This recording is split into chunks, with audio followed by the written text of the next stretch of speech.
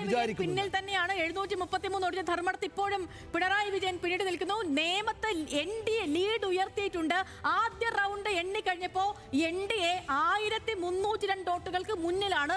നേമത്ത് BJPയുടെ സംസ്ഥാന അധ്യക്ഷൻ രാജീവ് ചന്ദ്രശേഖർ 1302 വോട്ടുകൾക്ക് 157 വോട്ടിന് പിന്നിൽ. ധർമ്മടത്ത് പിണറായി വിജയൻ 157 വോട്ടുകൾക്ക് പിന്നിൽ എന്നുള്ള വാർത്ത ഈ ഘട്ടത്തിൽ നമ്മൾ പറയുന്നു. 157 വോട്ടുകൾക്ക് പിന്നിൽ. അതായത് ലീഡ് നില ഏതായാലും കുറഞ്ഞിട്ടുണ്ട്. വലിയ സംഭവമാണ്. ധർമ്മടത്ത് അബ്ദുൾ റഷീദ് ഈ ഘട്ടത്തിൽ മുന്നിൽ നിൽക്കുകയാണ്.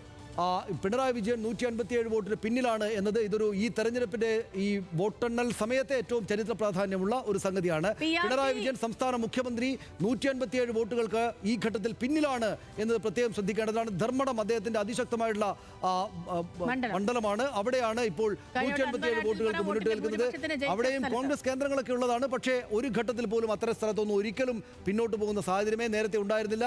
ഇത് ശരിക്കും UDFന് അനുകൂലമായ ഒരു തരംഗം, സർക്കാരിനെതിരായിട്ടുള്ള വികാരം ഉണ്ട് എന്ന് നമ്മൾ മനസ്സിലാക്കേണ്ടുന്ന, അങ്ങനെ തന്നെ പറയേണ്ടുന്ന ഒരു സാഹചര്യമായിട്ട് നമ്മൾ കാണണം. 157 വോട്ടിന് മുന്നിട്ട് നിൽക്കുകയാണ് അബ്ദുൾ റഷീദ്. പിണറായി 732 വോട്ടുകൾക്ക് ധർമ്മടത്ത്, 732 വോട്ടുകൾക്ക് പിണറായി വിജയൻ പിന്നിൽ. 732 വോട്ടുകൾക്ക് വളരെ ഇടതുപക്ഷ അങ്ങേയറ്റം വേവലാതിയോടെ കാണുന്ന സാഹചര്യമായിരുന്നു. സേതുലക്ഷ്മി, മറ്റൊന്നുമല്ല, ഇതാണ് ഈ ഘട്ടത്തിൽ ഏറ്റവും പ്രധാനപ്പെട്ട വാർത്ത. 732 വോട്ടുകൾക്ക് അതും പ്രധാനപ്പെട്ടതാണ്. നിശ്ചയമായിട്ടും അതും പ്രധാനപ്പെട്ട.